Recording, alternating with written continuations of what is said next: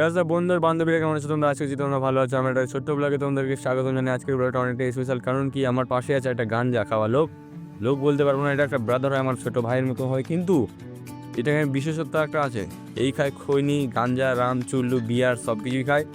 তার সঙ্গে খায় আরও বিয়ার খাবেই বলবো, গাঞ্জা তোর বাপে চুরি করে খায়। কারণ কারণ কি ওদের বাড়িতে একটা গাছ ছিল আগে, এখন নাই বর্তমানে।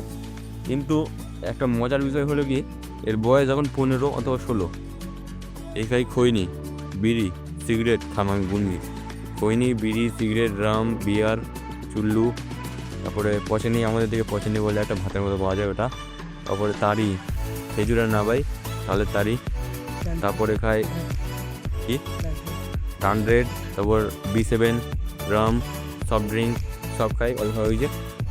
আর এখন আমরা ছিলাম জমিতে, তো হ্যাঁ 750 ব্ল্যাক ডগটা খাই।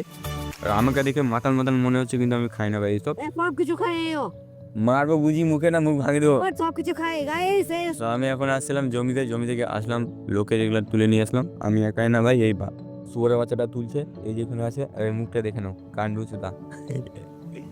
এদের দেখার না, এরকম এর একটা চিংড়ি দরকার। ওর মা বলছে আমাকে যে একটা এর বিয়ে করা দরকার, কারণ কি হয়তো ভালো লাগছে না। এর দেখবে পাছা দেখবা